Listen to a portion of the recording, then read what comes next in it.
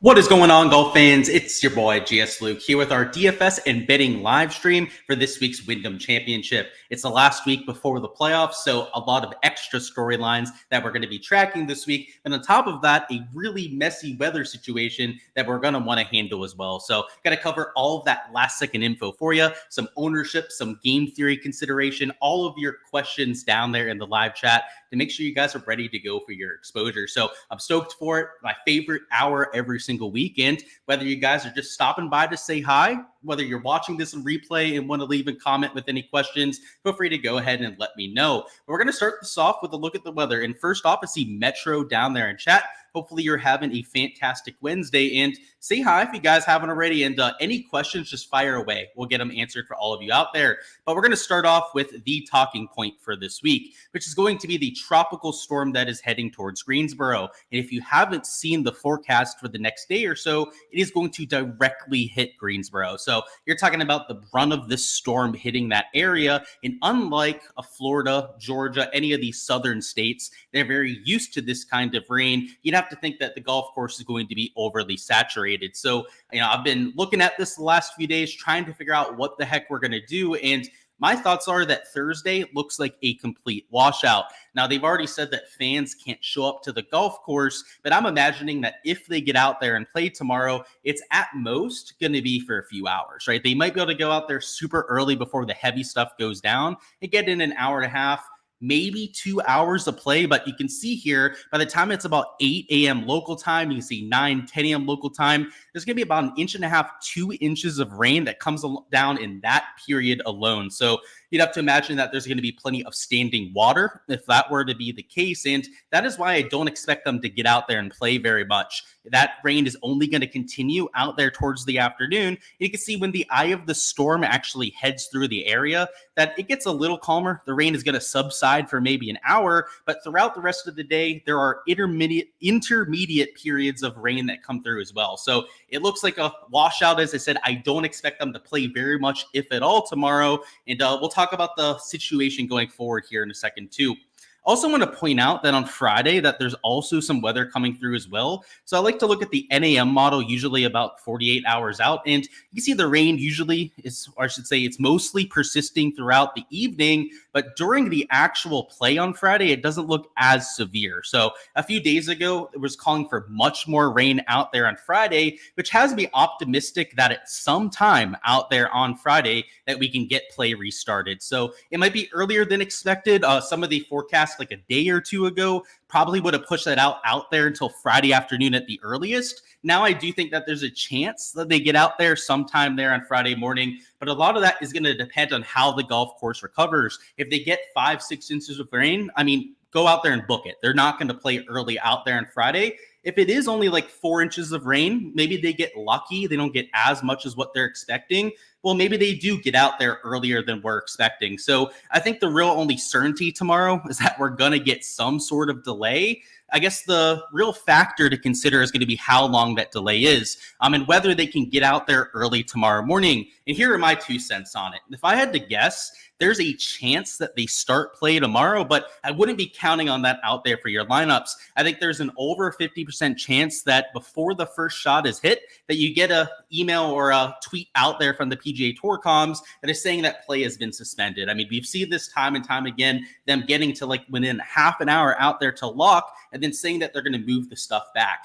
Maybe they're going to say they're going to move it back like 4 or 5 hours. Don't be surprised if it says that the time has gone from like 6:50 out there to 7:50 a.m. Sometimes they do move it in 1 hour increments, but don't kid yourself. If they start moving it back as soon as play starts, there is slim to zero chance that they're actually going to get out on the golf course. However, there is also a world where maybe they do start tomorrow morning and that the morning guys get the short end of the stick. Because if you're going to have to play out there in windy and rainy conditions, scoring is going to be horrible. You can see down here, if we go over here to the HRRR model, that they're talking about 15 to 20 miles an hour of sustained wind, and then wind gusts in that 35 to 50 mile an hour range. So I just think it's a pipe dream to really get these guys out there on the golf course. We'll have to see if they do, announce the delay early, whether they move back lock over there on Draftkings. But I would say that that is a pipe dream as well. I would say that there's a very good chance that even if it gets delayed, that the DraftKings main slate is going to lock at 6:50 a.m. time. So there could be some withdrawals after lock if we have an extended delay, particularly for guys that don't have to play themselves into the playoffs. So we're just overall looking at a pretty nasty week. The one thing to note, though, if we're playing for strategy out there in GPPs, is that if they do happen to play tomorrow morning, those AM guys are going to get shafted, as I said. They're not only going to be playing in the hardest conditions of the golf tournament, but when they start off on Friday, so going back over here to the NEM model to show you guys this, Friday also looks like it's nastier earlier in the day. So, if they do get out there earlier than we're expecting, they're still playing in those 30-mile-an-hour wind gusts. So those remnants, as the storm goes by, you still have the outer bands towards the bottom end of the storm that are going to cause a lot of that wind. You're still going to get that for the first half of the day. So even if they don't start, right, and they are getting them out there on Friday, it looks like the AM guys are going to get the harder set of conditions, which would only further be the case if they have to go out there and play tomorrow. So you can probably see where I'm going with this, right? It looks like the AM guys, no matter which way we're dicing this up, look to be getting the short end of the stick out there for their round one action. The important part now is to take a look at Saturday, right? Because if they're going to start Friday morning, maybe the PM wave does get out there Friday afternoon and start their round in, I think, slightly better conditions than what they have in the morning. You can see the storm is expected to blow through around midday, which would mean that they're getting lower sustained winds and wind gusts in the hours. And it does look like it's also going to heat up. So they've got higher temperatures, lower sustained winds. Golf course is still going to be extremely receptive.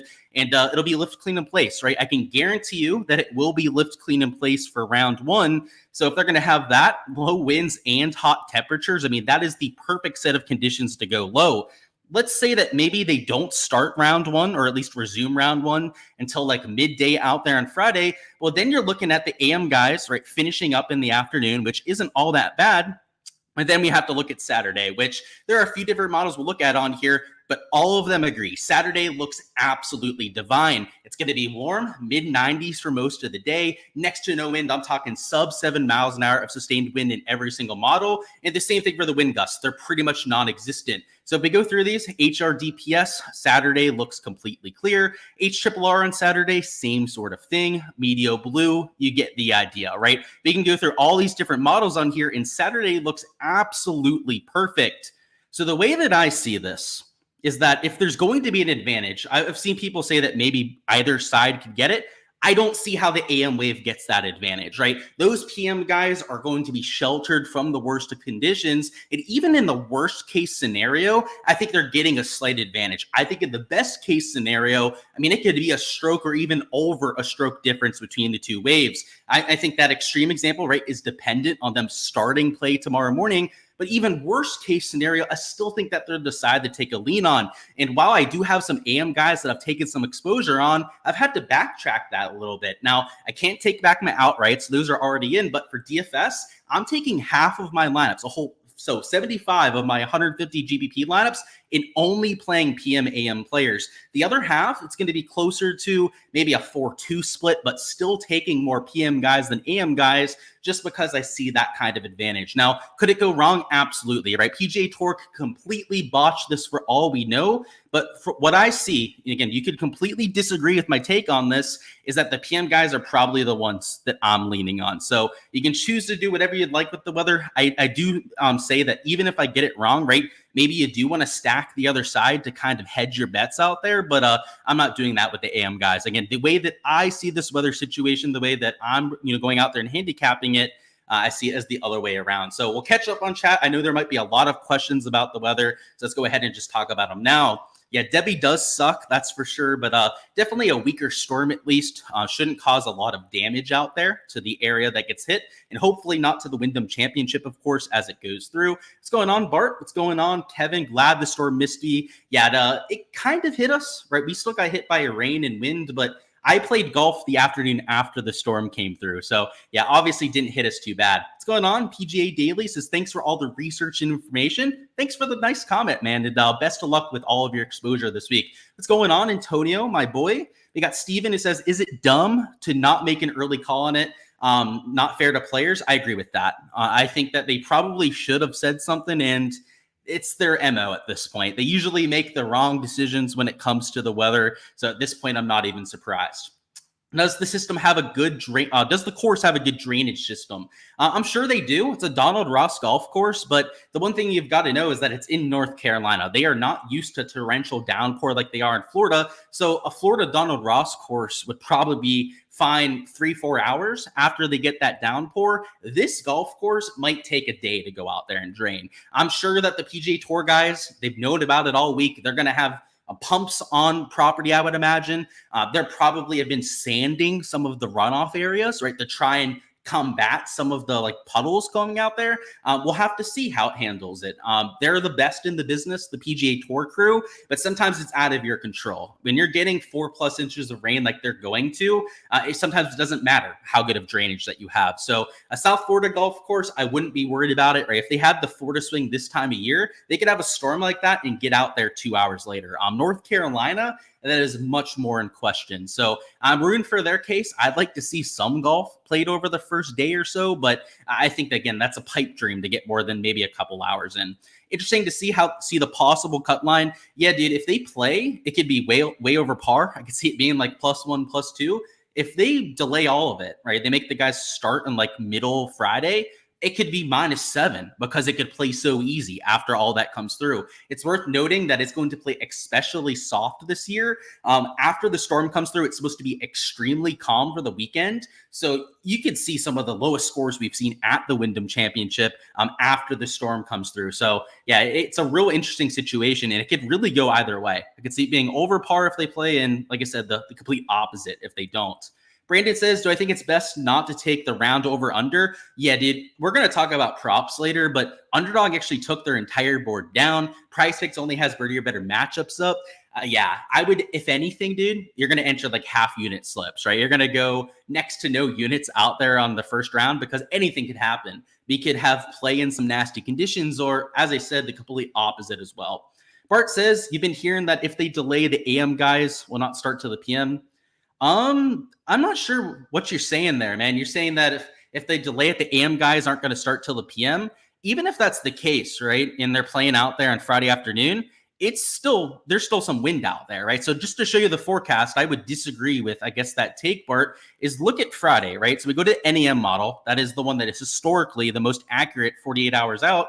There's still some wind out there, right? It's like 9 to 12 miles an hour that they're playing in the afternoon.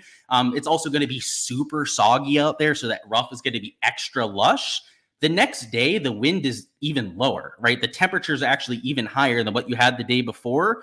I would still lean towards those PM guys. So again, I don't really understand the argument for the AM side. I've heard it from a few people. I've seen a few tweets saying the opposite, but I just don't see the argument based on the forecast that I'm looking at least. What's going on, Kep? With all these scenarios, what's the best strategy? I've already given the main strategy, right? It's PM guys, and I don't think it's many scenarios. I think that all of them point towards the one side of the wave. I just don't see the other side getting the advantage. Rick Run Good is at the tournament. He said that there's a flood warning. Yeah, I've seen a lot of them. Some of them are calling for 6+ inches of rain. Probably not going to get like 6 to 8 inches, but who knows? If they get 6 inches of rain, they're not playing until Friday afternoon. That golf course just can't take all of that kind of water. Any love for Meissner or Hall? We'll talk about players here in a little bit. I'm going to focus on the weather stuff for right now. We have a question about rain typically helps lower scoring. And is there a time when too much rain hurts them? Yes. So, Mark, great question. You're kind of spot on with the rain helping scores, but that is after the rain comes through. If it's just a drizzle, it has next to no impact on play. But as soon as it goes from a drizzle to a steady rain is when you see a decrease in scoring. That's when you see it get a little bit harder. Main reason for that is you have water on the club face when that happens. And when you have water on the club face, I'm just going to bring up my projections as we're going to cycle over to that right now. But yeah, when you get water on the club face, the ball tends to squirt sideways. You tend to get a lot more side spin. It's harder to keep the ball in play, particularly with driver. You see a lot of those issues coming up.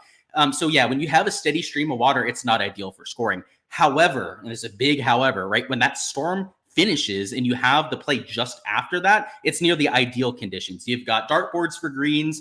You don't have to worry about the moisture on the club face. You can dry it off with a towel before every single shot, and you see the exact opposite happen. So yeah, tomorrow, if they have to play, it will be the harder end of it. It is going to be extremely constant, a very hard rain at times out there tomorrow, and it would be next to impossible to score. In fact, this golf course might even play like 2 strokes over par if they have to go out there and play through it. But I don't think that's going to happen. It's just too much of a storm to going through. Hell, even the courses in South Florida, right, closed during a tropical storm. They'll open up right after. Great drainage down here, but you're not going to play golf in 40, 50 mile an hour winds. It's just not safe.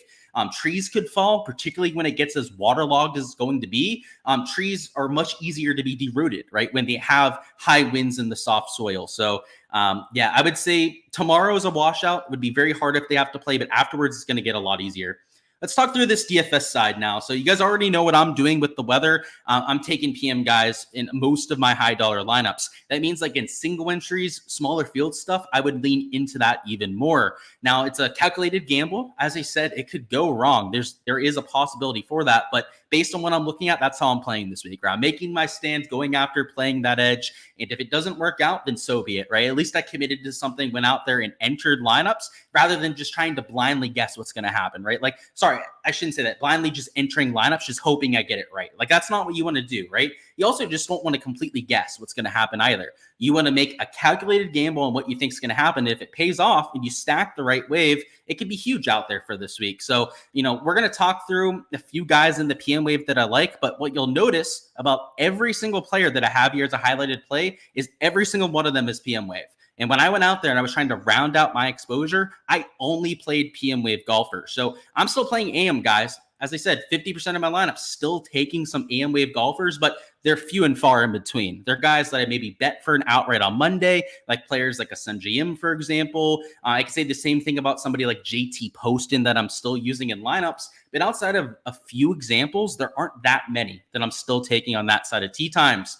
It's far more important than that this week. You can play the weather all you want. Is the game theory edge this week is going to be massive. This is a week where a lot of people have taken off. There's not as many people watching content or creating content on a week like this. And what you get is a lot of lazy ownership. And by lazy ownership, I mean a lot of predictable chalk and a lot of mega chalk compared to where they should be. So guys up top like a Billy Ho, Siwoo Kim that are in that PM wave, I think are going to be chalky. They were already going to be popular options, but now that they're in the perceived better side of things, at least I think compared to most people, what they're looking at, they would say that the PM guys are probably going to get that advantage. I think they're going to get an artificial boost in ownership. So I'm still playing Siwoo, where he's in that right side of the weather, but just know that there's going to be inflated ownership there. I've still got Sanjay at about 31.6% there. And I would say outside of Jordan Spieth, who I do have at sub 10% ownership, everyone else is at least getting some sort of steam. Shane Lowry getting plenty of attention himself.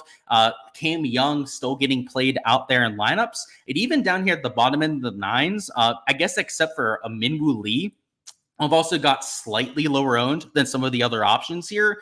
Everyone is at least getting 15, maybe 16% projected ownership. So up top, I don't think there are a bunch of spots to get different, which is kind of unfortunate. That's why I think that there's some lazy ownership out there this week, particularly when we get into like this 8K range, because down here in the 8K range is where we start to see some of the more mega chalk coming out. Guys like an Aaron Rye that are clearly higher owned than all the other players in this range. Down here in the 7K range, we also have a few disgusting pieces of mega chalk as well. So on a week like that, I would just limit those sort of players that you're taking. And I guess you can see here, we're going to talk about Aaron Rye here in a few minutes. There are still a few that I'm playing in lineups, most of which that are playing in that PM wave. In the case of Aaron Rye, he's also my #1 total model rank playing for this week. So, a little easier to play a guy that's that highly owned when he's your top ranked player for that given golf tournament. But if you're going to use some of the mega chalky options this week, just be heavily sold on them, because in general, how you go out there and you profit in large field GPPs at an event like this is first off with the weather, but second off by going out there and playing the ownership game, trying to get different in a few spots, maybe not in every spot out there in your lineup, but large field GPPs, 2 spots, maybe even 3 spots out of your 6, you should be actively looking to leverage against the field. So, I'm still going to have the Sanjays in a few lineups. Not as many now that we have that PM wave emerging as the better side,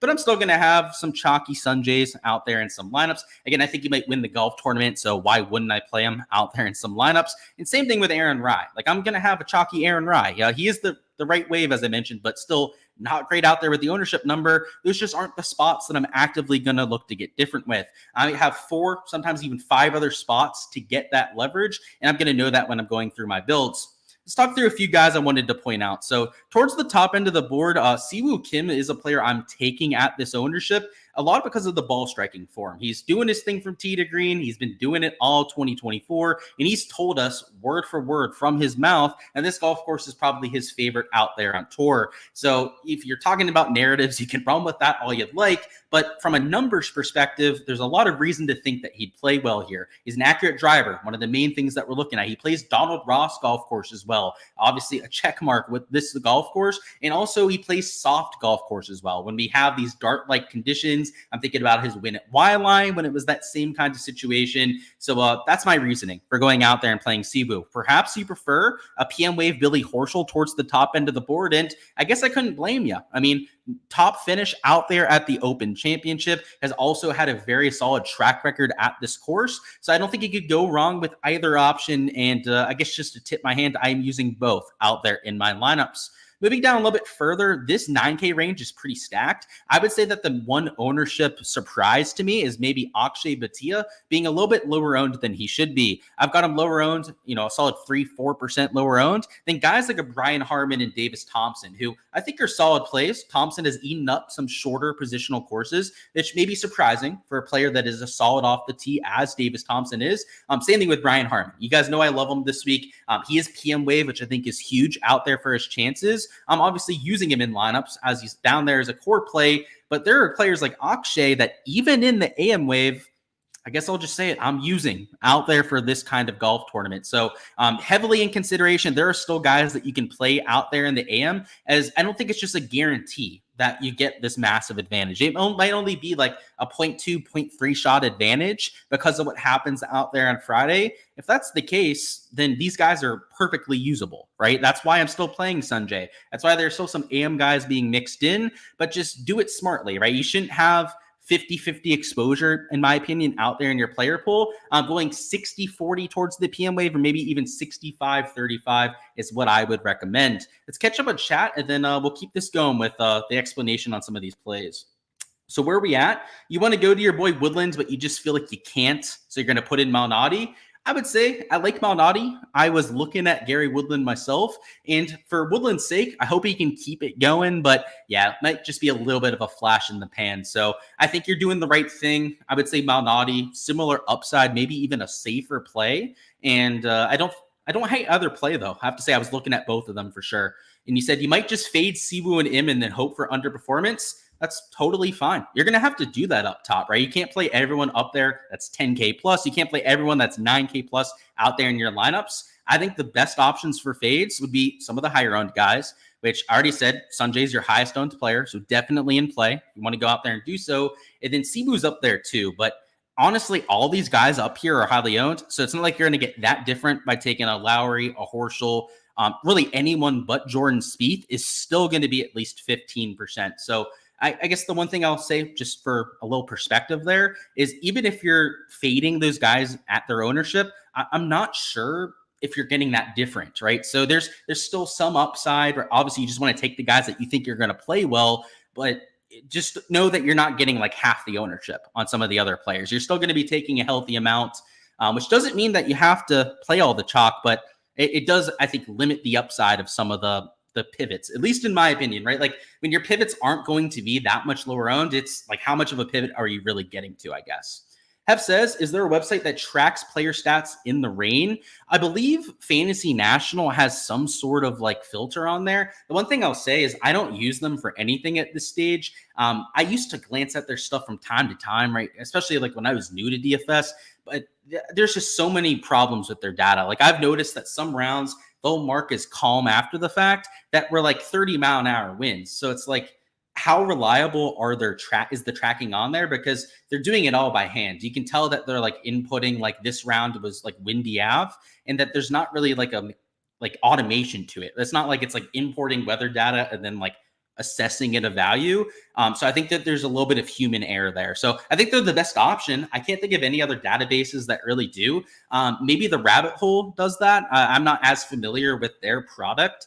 But yeah, most of the other big ones, I'm not going to name them, right? I don't want to trash any website just for not covering that, because there's a lot of issues with that data too. So a lot of them out there that I know that don't cover that kind of stuff, that's what they'll say about it, right? It's like that they could include that data, but that it's not always the cleanest and not always the most actionable. So that's what I'll say about it.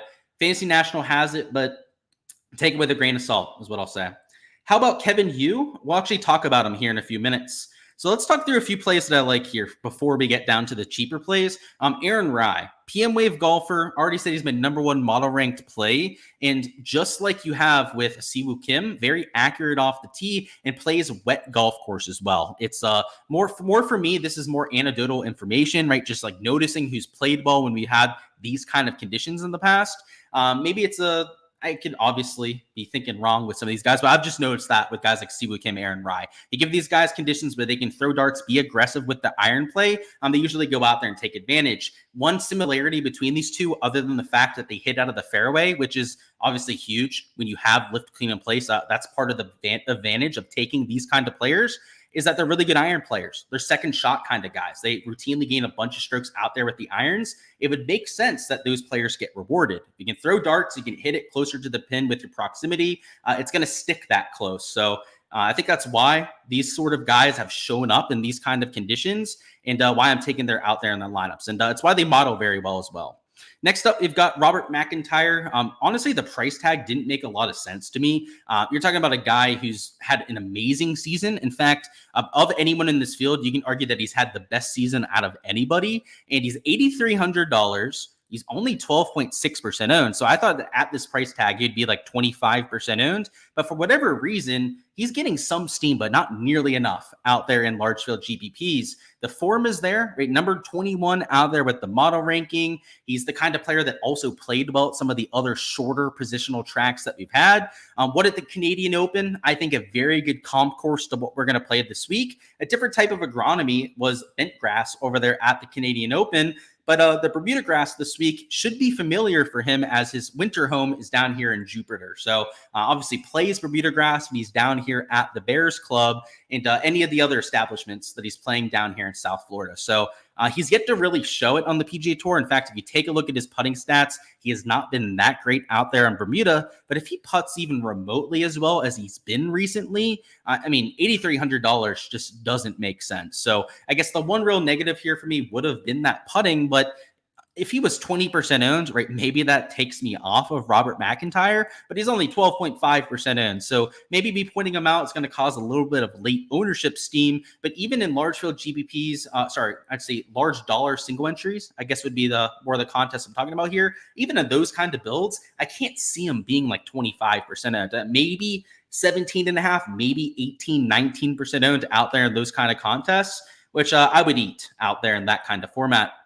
Next up, we've got ourselves Steven Yeager down here. I guess worth noting from the ownership perspective, before we talk about the next play, is that Johnny Vegas getting quite a bit of steam himself. So if we're going to talk about the chalk in this range, Johnny Vegas, in my opinion, is going to be your highest owned player. You've got guys like McNeely, Højgaard, even Dietrich getting some ownership, but no one that's mega chalky towards this top end of this range. Like even your chalky guys are like 12.5, 13%, as opposed to Harris English, who's your lowest owned player in this range, that's still got it like 7% ownership. So yeah, it's about nearly half the ownership, but we're comparing the lowest owned guy in that range to the highest owned player that is priced at that same exact price tag. So, it's the two extremes. And just like the top end of the board, that's why I say like ownership is lazy this week. Like it's spread out. There's no rhyme and reason for who a lot of people are using for this week.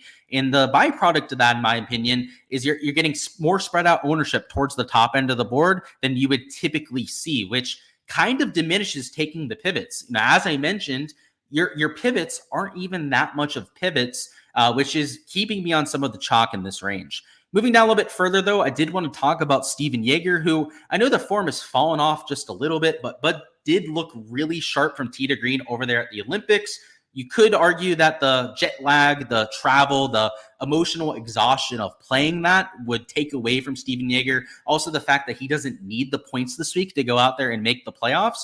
But he is an overly talented player that is playing the better side of conditions, in my opinion, and is only $7,500. I think he could at least be about 8,500 in this field, and people wouldn't bat an eye. Like if he was up there with Dietrich, Keegan Bradley, would you really question it all that much? I mean, you're talking about a tour winner, somebody who had a really solid finish last week, who in general has been really consistent and a solid performer over here in 2024.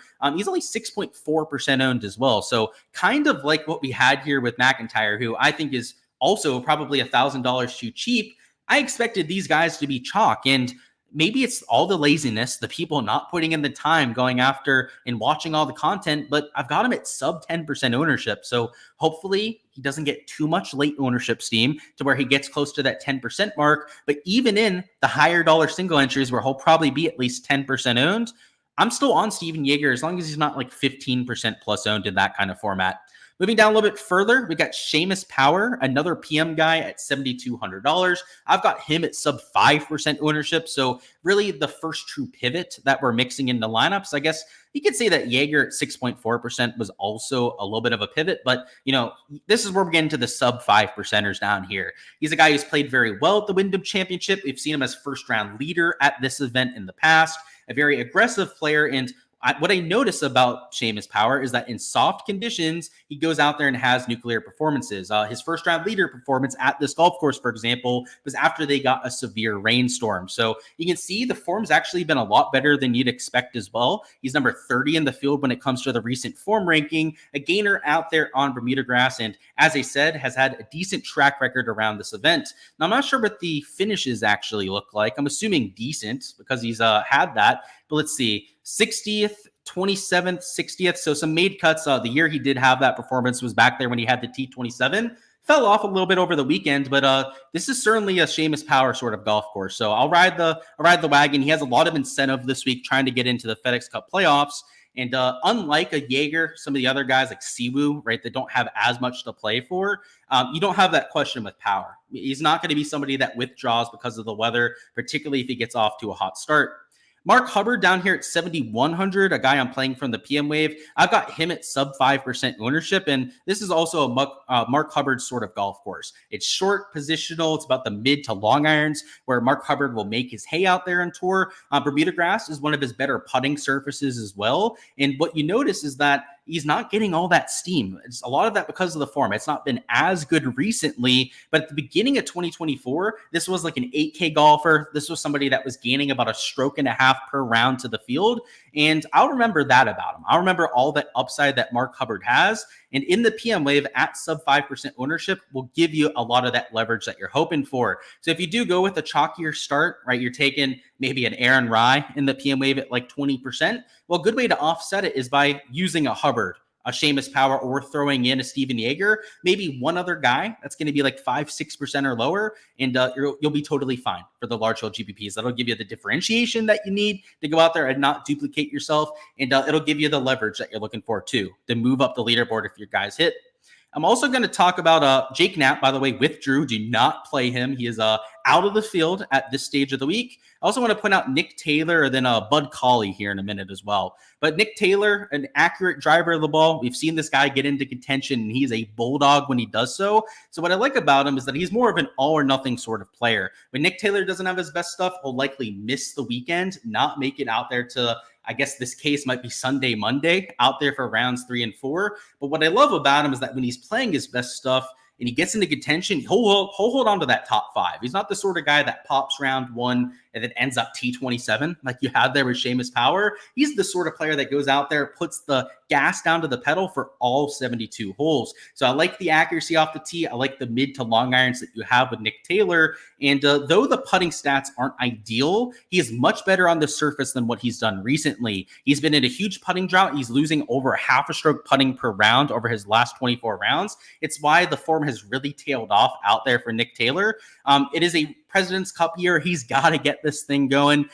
He was much more secure before for the FedEx Cup than what he was over just the last few months. So a player that has some incentive to go out there and have himself a week, also pretty much no ownership because of that form. But I'll remember what he did early in the year, right? Nearly won out there or did he win Waste Management?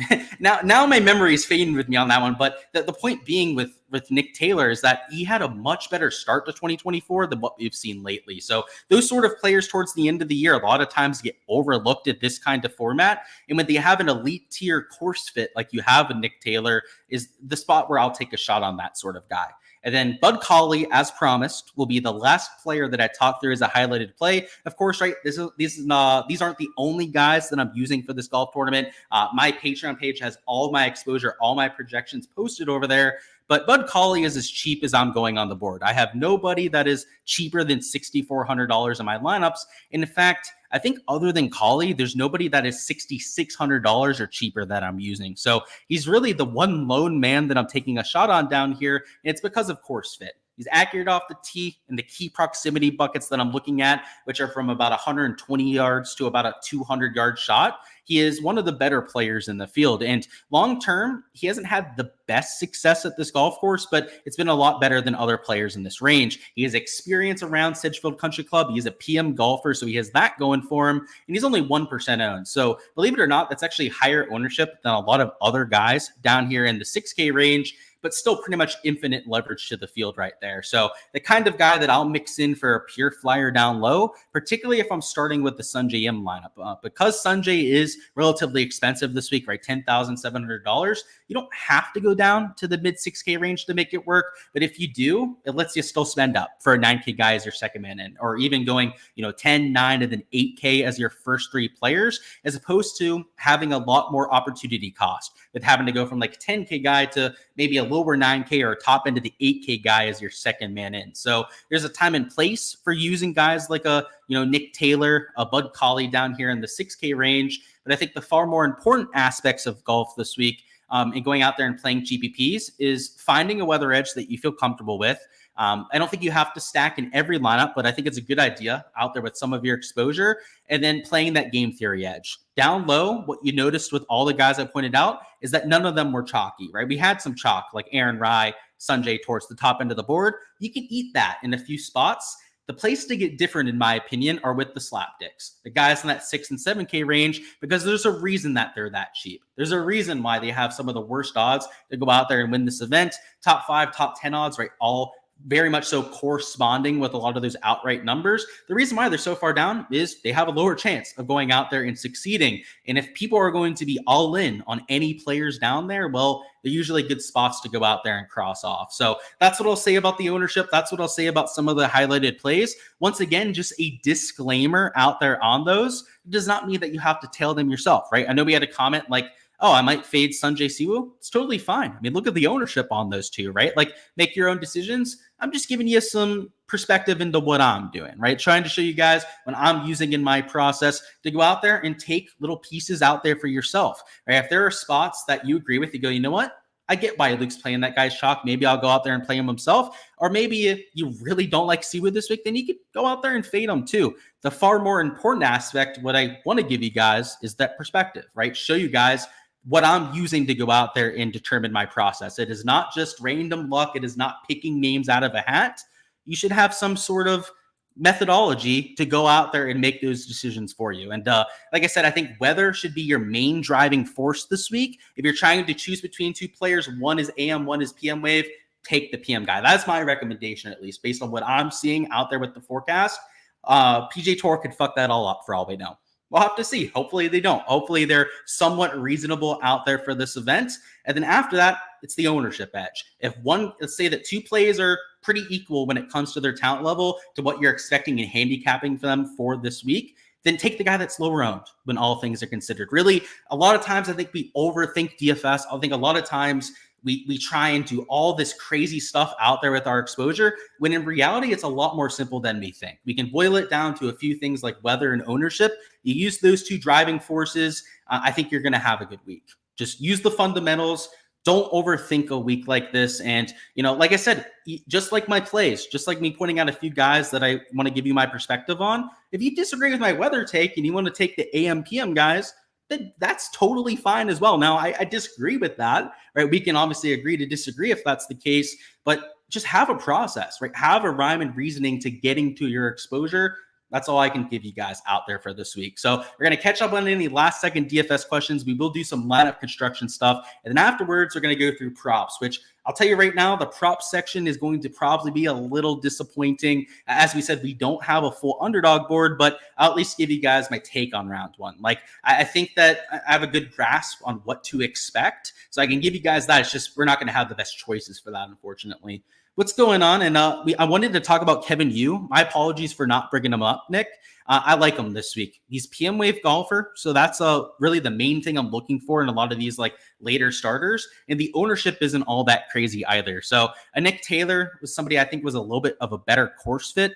In general, I do like Nick Taylor more than somebody like Kevin Yu, but Kevin Yu is making my exposure. He's a very aggressive player. And the one thing I'll say about Kevin is that if we're starting those PM Wave golfers when it's completely calm out there, I love his chances. He's a very aggressive player. He's a high birdie percentage guy, but he also makes a ton of bogeys. So when conditions get tough or you play a hard golf course, I don't love Kevin Yu's chances. He a lot of times will go out there and blow up. Not so much though when it's calm and extremely soft. Like that's what we want out there for Kevin Yu. So I like him this week.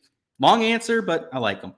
Anthony says, what are my thoughts on Vegas, Power, and Novak? So yeah, as you said, PM guys, so they checked that box for me. I love Power, so I gave you my full thoughts on that. But yeah, let's go through the other two. So Vegas, I think getting some ownership, but as I said with the 8K guys and up, the ownership isn't as polarized as it typically is. There's some lazy ownership towards the top and not as much like mega chalk. Like normally a guy like Vegas would be like 15 to 20% owned, and I've got him closer to about 13% ownership. So I think that he's a fine play, particularly if you need a PM guy to mix in. And then the other one was Andrew Novak, and it's a lot of the same.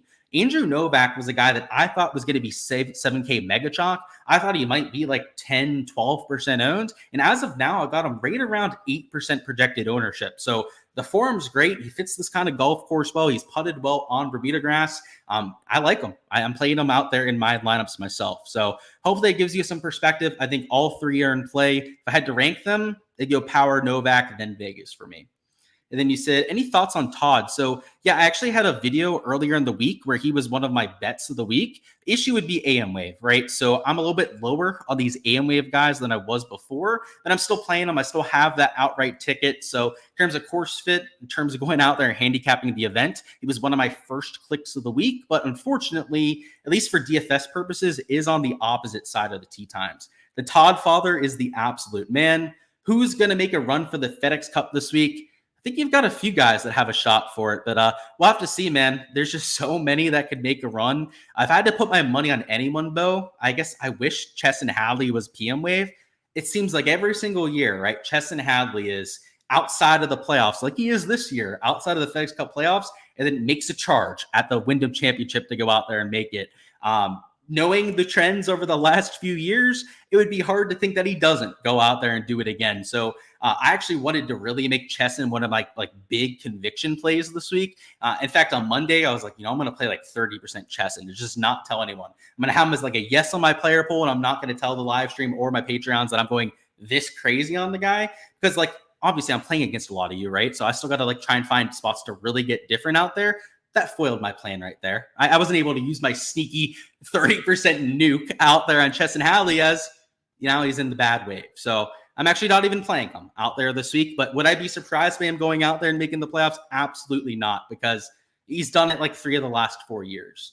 What's going on, Ray? Said, any thoughts on Riley? So not the best course fit, but what you say about Davis is that he's a very high birdie percentage player, also a very aggressive player in general. So when he tends to play well, a lot of times it'll be a top finish. Now, I can't even find him on here at the pricing. I know he's super cheap in the 6K range. I guess just let me control F it here and we'll find him real quickly. If I can get over here. So yeah, he's 6,600. He is in the PM wave. I don't think he's the worst option, but really what I would reserve this kind of play for would be a large field GPP flyer, right? This is like a 7 to maybe 10%er out there in your exposure. Maybe not my favorite play this week, but I think there's a time and place for it. If he could find a way to hit more fairways than he's used to, the rest of the game holds up. He's a good iron player. He's a good putter on Bermuda grass, that's for sure. So I don't think he's the worst option. You have a prop question for when we get there. So cool. And you said, give this guy a like and subscribe. Appreciate that 3B. Definitely agree with that. And shows up week in and week out, delivering the value for free. I do it for you guys, right? To make sure you guys have the information that you have. I appreciate that, man. And yeah, when you have that prop question, just throw it down in chat. We'll begin that to probably like a 3 to 4 minutes from now, I would say. Let me get a sip of this. My mouth is getting too dry. Anyone I think is a withdrawal risk. Like half the field. Legitimately half the field. I think that the AM guys that start tomorrow that might get the short end of the spectrum. Like if they have to play the first 2 hours and they get screwed, if they're a guy that is outside of the FedEx Cup playoffs, see ya, right? They might just leave the golf course and never come back. I think that there's a lot of guys who could say that about. Far too many to go out there and like point them out individually, but it's not something I would focus on. Here's what I'll say. If you're playing like a single entry, you're playing like a higher dollar contest where you care a lot more about min cashing, that's the kind of narrative that you pay attention to there, right? You don't want your guys withdrawing, giving you goose eggs right out there. However, large field GPPs like big $5, big $25, I wouldn't worry about that all that much. You're still going to need the absolute nuts. A guy this week that is outside the FedEx Cup playoffs, if they start out there with a solid round, heck, if they're in contention over the first few days, you're not going to have to worry about that, right? They're going to go out there and continue that job. And for those kind of contests, you have to have the nuts to take it down. So I'd say, yeah, large field GPPs, I wouldn't worry about that narrative. But yeah, single entries, like 2 to 3 maxes, maybe stick to the guys that are like from 60th to 80th on the FedEx Cup, or the guys that are just in that we know for sure have to like make the cut to hold their spot. And maybe the guys that are just outside the top 70, like that's what I would do at most out there in that kind of lineup, but it's not something that I'm doing all that much myself. Thoughts on Lee Hodges? Everyone loved him a month ago, but the stats haven't been terrible. I agree with that, James. Those kind of players that people are sleeping on after a few bad performances, I'm always for. And I think a player that fit that same narrative for me and that unfortunately ended up being on the wrong side of tee times was an Austin Eckroat. Out there on Monday, he was going to be my perfect flop lag spot to go out there and, try and play the guy that was chalk a few weeks ago that burned everyone. But unfortunately, he is on the wrong side of things. But he's that same kind of player, right? Lee Hodges has a win at a very similar sort of golf course, right? 1 to 3 Open there last year. And though I don't think it's a perfect comp course, it is one of my top 5 comps of the week. So yeah, I think that's a good GPP flyer. Like it's a good 7 to 10%er. Thoughts on Fox? And he said, thanks, Luke. Of course, Camera Bro. Best of luck out there this weekend. Yeah, Ryan Fox worries me a little bit. A couple of reasons for it. It's not so much the jet lag, right? Heading over from the Olympics.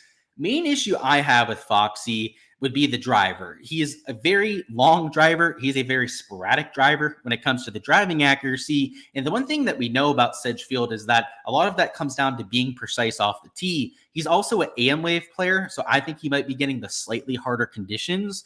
So a lot of that keeps me off of him. So I'm not going to get any exposure to Ryan Fox myself.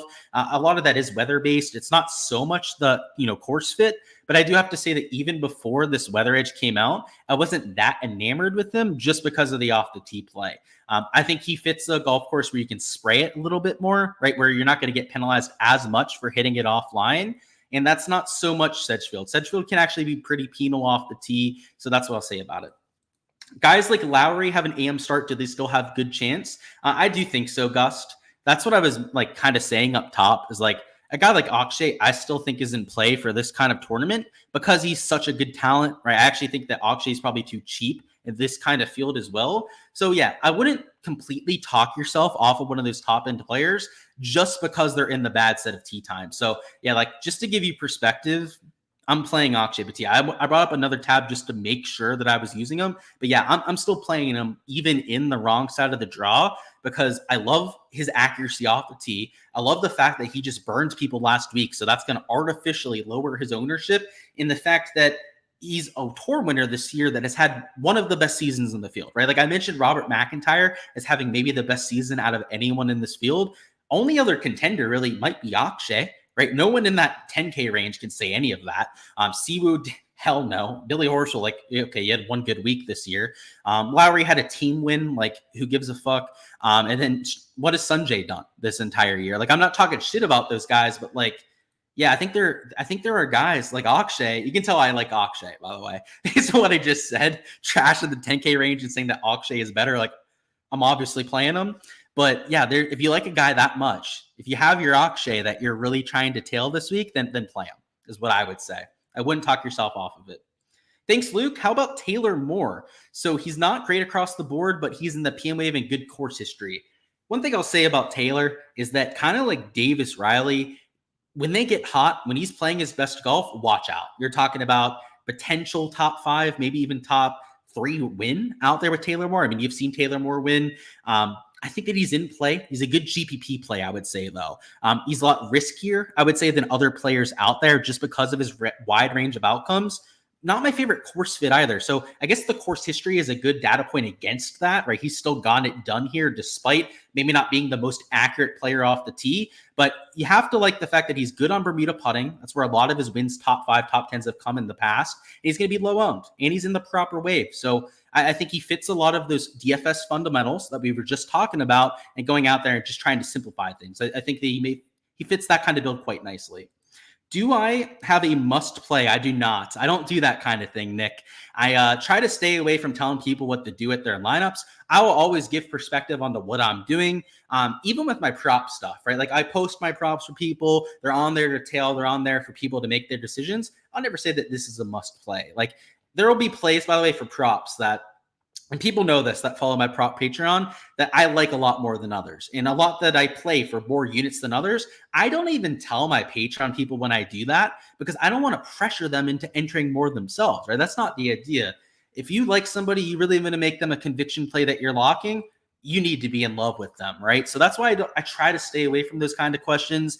And like, especially for props too, like someone will say like, oh, how many units are you putting on that? My answer is almost always 1 unit, but there are plenty of exceptions to that. And a lot of that is just because I think that people should be entering the units on their stuff that they think is appropriate, right? I do all my recaps based on 1 units. That's how I do it. But yeah, there are some that I enter for different units, but there's a good reason that I don't share that. It's as I said, I try to avoid the whole like telling people what to do with their exposure because that's not the idea with fantasy advice, right? You want to give fantasy advice, you want to guide people the right direction. I don't think you just want to hand them the answer because here's the problem with handing someone the answer. You hand someone the answer and you give them 1 day's food. You give them 1 fish, as they say, right? It's far more important or far more impactful to go out there and teach somebody how to hunt, or in this case, teach somebody how to go out there and fish. I'd much rather teach you guys how to fish, go out there and make all those educated decisions yourselves rather than be the guy that just has to spoon feed you as you go. I will say the spoon feeding approach is what doctors do in real life. It is what lawyers do in real life, right? You try and just get as much as you can out of people, right? If you don't teach somebody how to do something for themselves, then how can they go out there and break the cycle of having to like pay for tout services, right?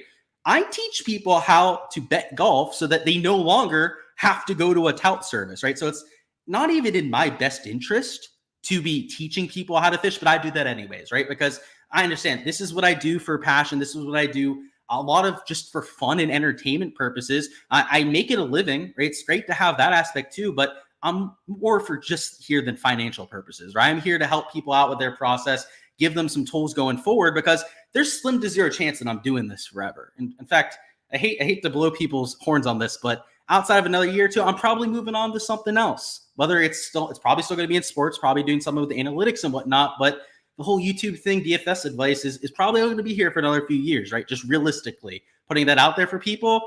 I'd rather give people as much advice as humanly possible while I can before I inevitably probably move on to bigger and better things out there. So I just want to throw that out there. That's why I try to stay away from those questions, as that's never the idea with my channel, right? It's much more informative. In the past, I used to be all about picks and plays, but we've grown past that. That's for sure. Let's catch up on questions and move on. Spoon feed you, Luke. Yeah, not going to happen. Seems like a decent Bobby Mack course. I agree with that. I think it's a decent fit. He played well at the Canadian Open, got the win there, and I think very comparable. And you said, or is he still hungover? Dude, those Scottish people are built different. They can put down whole lot more whiskey than I can and recover. So no, he'll be just fine, my man. Let's talk through some prop stuff here in a minute. So I want to build one lineup together before we move on to the prop side. So if you guys haven't already smashed that like button for me, go ahead and do so if you haven't already. If you haven't, first off, what are you waiting for, silly? And let's go out there and get those numbers up. Let's get this out there to more people, help support the channel a little bit. And we're going to be doing the same thing for Showdown for rounds 2 through 4. So make sure to stop on by for that. But let's talk through some lineup construction stuff, because I'm going to show you where, taking chalk isn't the end all be all. So what we're going to do in this lineup is we're only going to take PM guys. I'm going to assume this is for one of my single entries, that sort of thing, where maybe I can afford to take slightly more ownership, but I'm going to show you that it's not the worst idea to take some chalk up top. So I'm going to throw Sanjay into this lineup. I'm also going to throw in an Aaron Rai here, which is a pretty chalky start with your top 2 up top. If our third man in, I'm going to throw in a Robert McIntyre. So you've got 3 PM wave players here. You're not really getting different with any 3 of these spots, but even then, we're going to be totally fine when it comes to our differentiation and making sure that we have leverage in our lineups. So here towards the top end of the 7K range is where you could use a Johnny Vegas, for example. But honestly, because we already have 3 guys that are like over 12% ownership, I don't think it's the best idea to jam in like another 14%er. So down at this sort of range, this is where you want to get a little bit different about things. And while Harris English is low owned, he is an AM wave golfer. So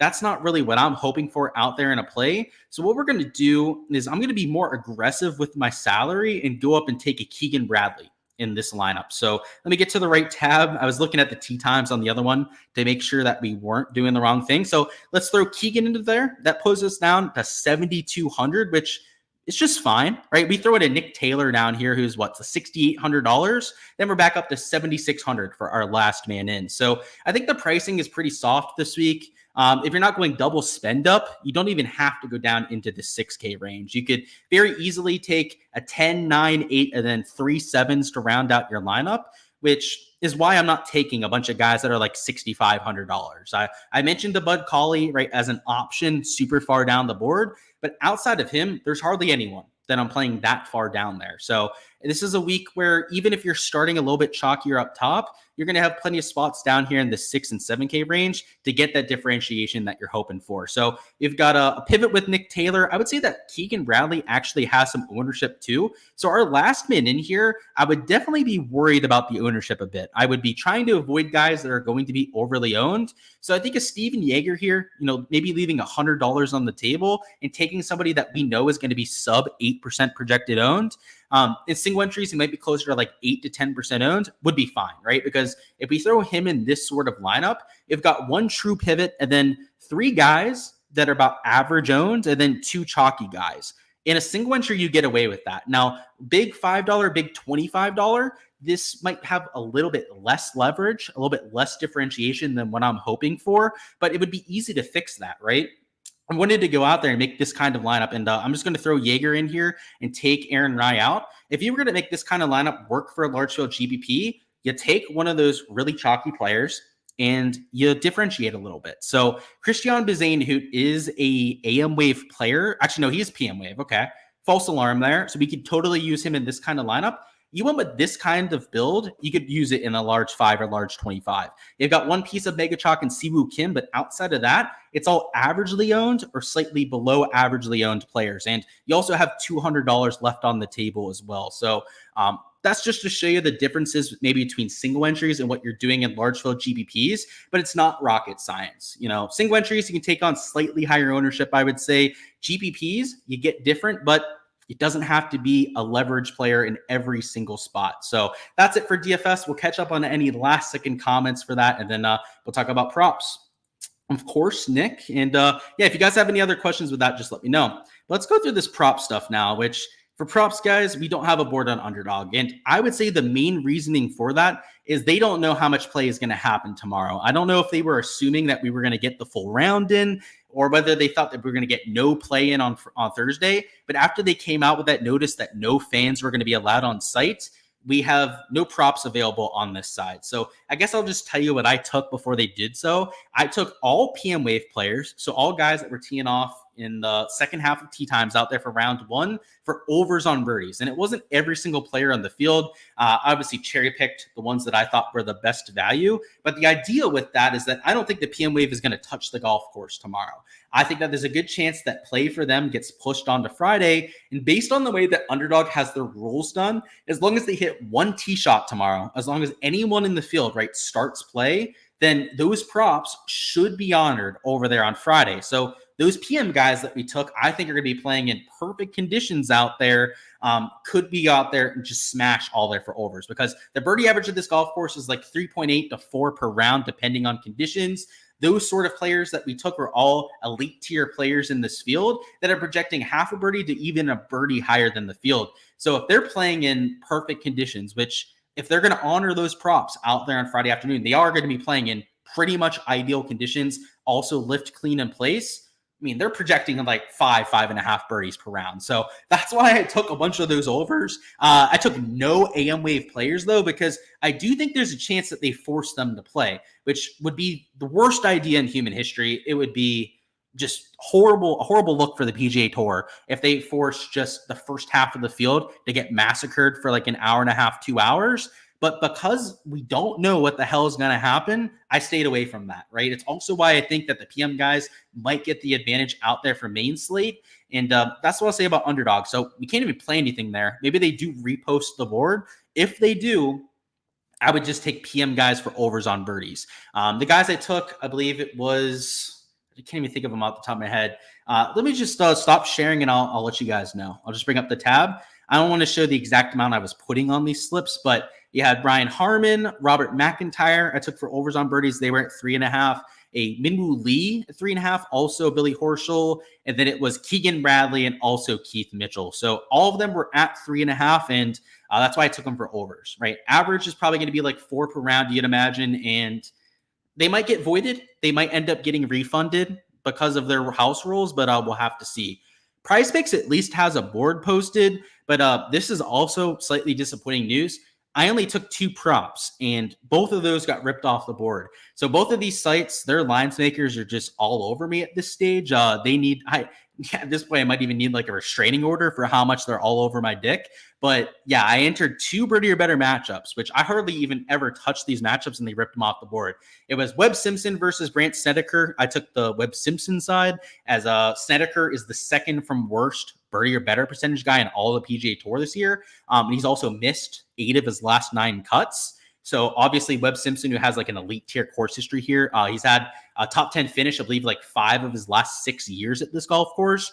I'd rather have than the guy who shouldn't even be on the PGA Tour, right? Like I said, missed 8 of the last 9 cuts is just not a good look. So they ripped that one off. I guess I understand it. And then it was also Joel Damon versus Nick Dunlap, who I took the under on Damon because Dunlap is the number 2 birdie maker in the field.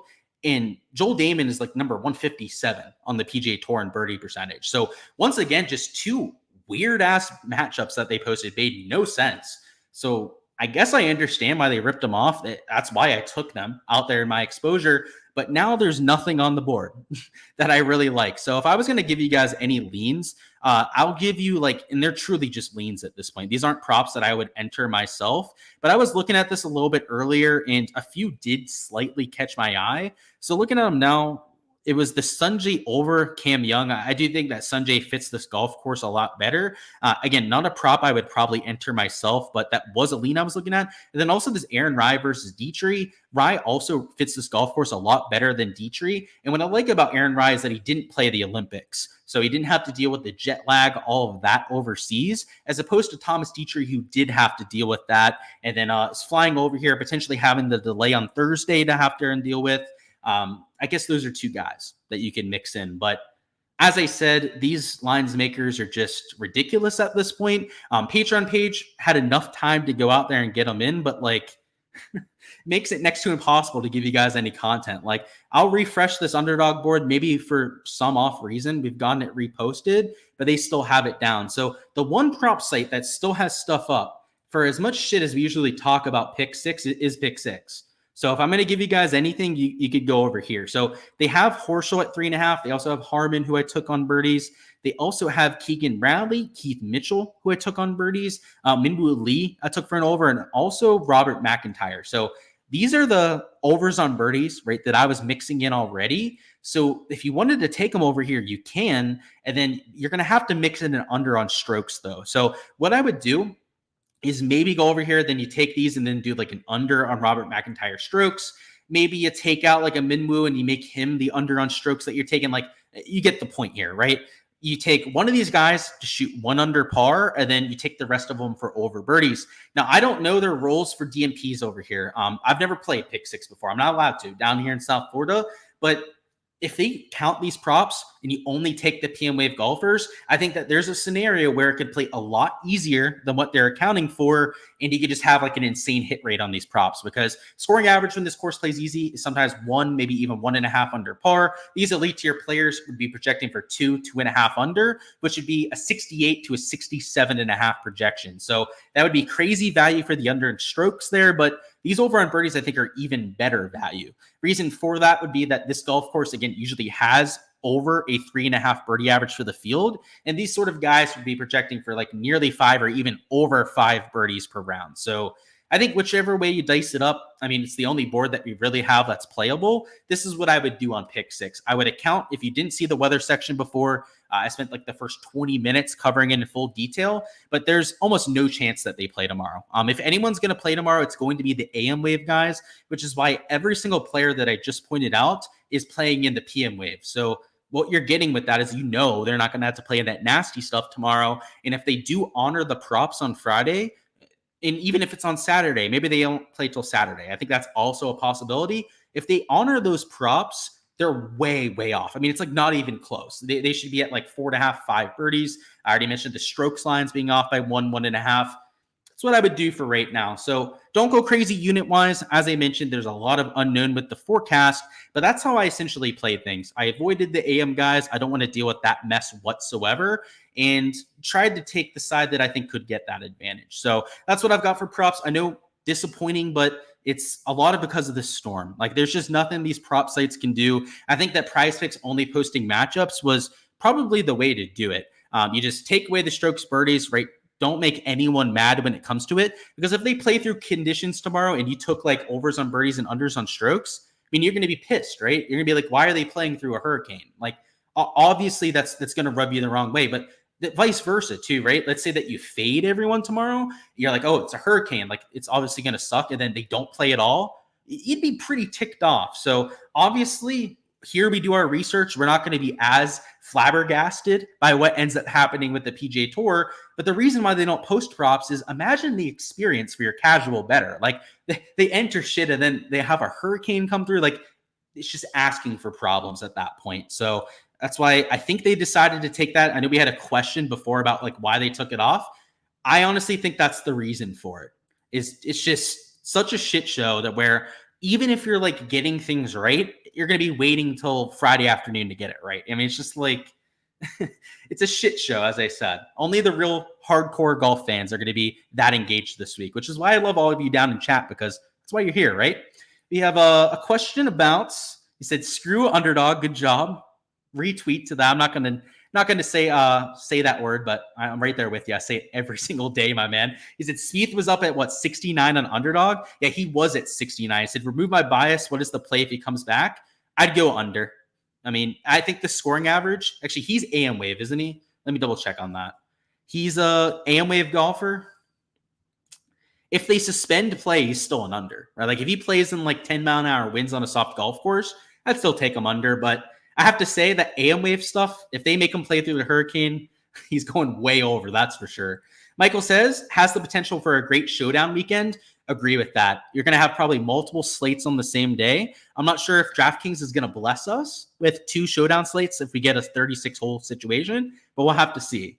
Alrighty, guys, that is all I've got for this live stream. Appreciate your support here on the channel as usual. If you haven't already smashed that like button, what are you doing? Get around to it. We've got a few more seconds before we cut it out here, but best of luck out there with all of your exposure, whether you're playing props, GPPs. Go out there, take down a contest or two for me, and maybe have ourselves an event for the last regular season event of this year. It's going to be a lot of drama. Hopefully your favorite players make it into the FedEx Cup playoffs, and you're ready to get after it for some action. So just like this live stream, we'll be doing the same things out there for rounds 2 through 4. And I guess this will be the first little preview for our football stuff. I'm going to have some best ball content coming out soon for football. So as you guys know, I do cover football stuff here on the channel. Maybe you don't know that. Maybe you're just here for golf and maybe new to the channel, but I do cover football extensively. I'm going to be doing some best ball stuff here soon, so probably some drafts here, just kind of shooting the shit out there with you guys on live stream. And then main content this year is going to be main slate every week. We're going to have at least one video for that. And then you guys know I'm all about the showdown slates for football. So